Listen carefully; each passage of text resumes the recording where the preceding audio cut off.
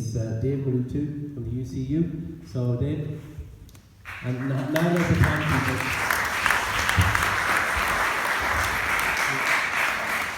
Thank you very much, and thank you for inviting me here to tell you a little bit about my story. I'm Dave Muritu. I was a maths lecturer at FE College in West Brom in Sandwell College, up until last month when I was summarily dismissed. And what happened to me was I was in a casework meeting with a member at work one day, and she was a new member. She just joined to get some help because she was being bullied. She was a black woman. It was racist bullying. She told me a horrific story about how she'd been bullied and how she'd gone to management to talk, to try and redress this and have some justice. So management did nothing. They pretty much said that she was making it up. So I came out of this meeting very frustrated, really angry, and I walked past a Prevent poster. Now, I've walked past this Prevent poster hundreds of times, but on this day I was very frustrated, and I've never liked Prevent, and I've made the management clear to know about my feelings of Prevent and my union's feelings of Prevent, and we've written to them protesting against Prevent.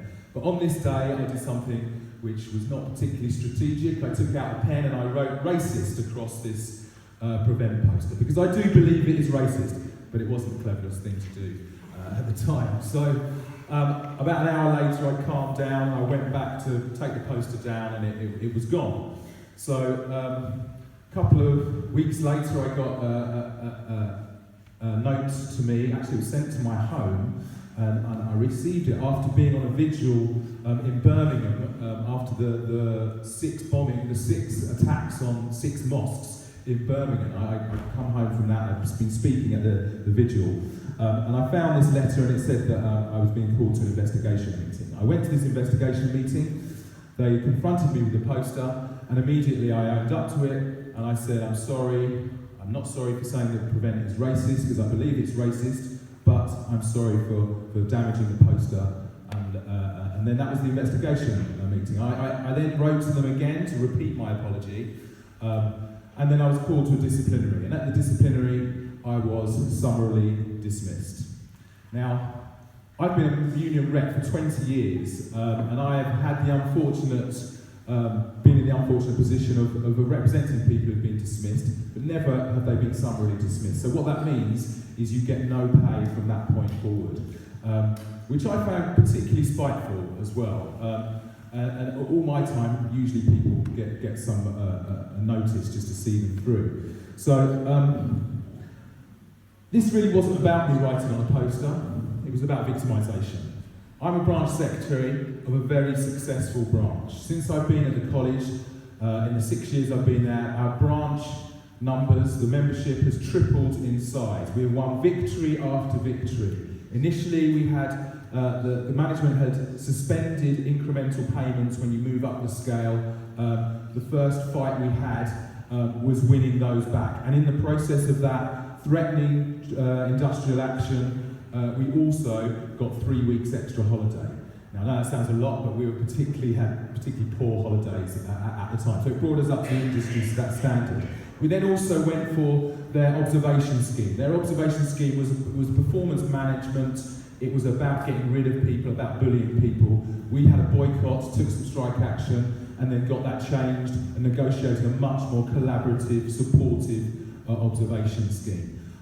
Then up to last year, we went on strike for 5 days in the bitter cold. If you remember the Beast from the East, we were out on a picket line in that, and it was pretty awful. And we won a 6.5% pay rise over 3 years, which might not sound brilliant, but if you think of FE, hasn't really had a pay rise for 10 years. So this was a significant move, and it has since, other colleges across the country have managed similar sorts of pay rises, and some even better. So it was a really significant victory.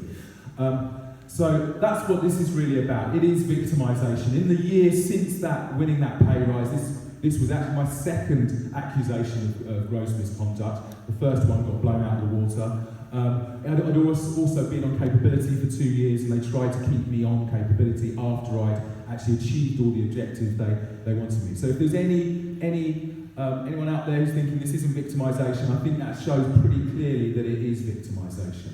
Now, it's also opened up a space to talk about Prevent again, because Prevent has been in our schools, colleges and universities for several years now, and it's starting to become normalised. I was walking, this poster had a Union Jack on the back of it, and if you've grown up in the 70s, the Union Jack, the Union flag it has connotations, and when you've got things like British values, which aren't British values, they're universal values. It's racist to try and claim them. It's about a culture trying to dominate the rest of the world, and it is. It's from empire, isn't it? So it is racist, and it's good that we're now talking about that again. And it's really important that we look at how Prevent has impacted on our Muslim students and our Muslim communities. Children as young as 4 have been reported under Prevent. There was a Muslim student at Trafford University who was studying international relations, who got reported for taking out a book on international terrorism, which was totally appropriate for his course.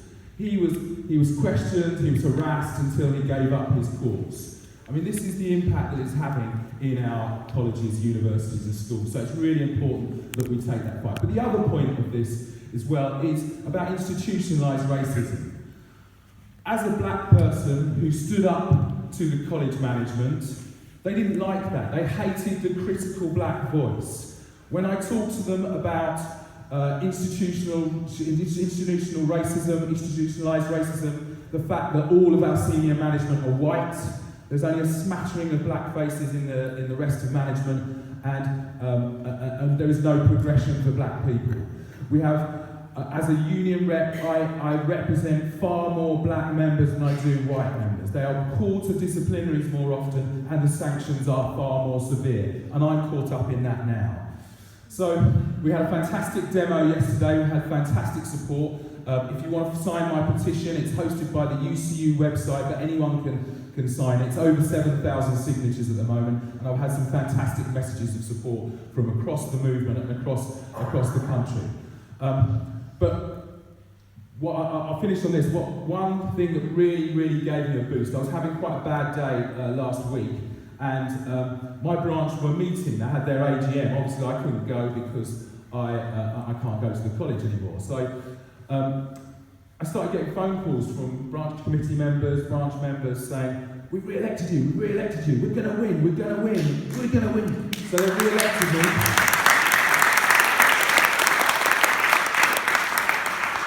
They re-elected me in my absence as branch secretary, and they also endorsed a move to ballot for strike action in the new term. I tell you, I burst into tears. It was such an amazing show of solidarity. And what it does, it shows to management that they're not prepared to take this victimisation. They're not prepared to take all those victories, have all those victories rolled back. They are not prepared. What they are prepared to do is fight. And not only that, they're prepared to win. So solidarity.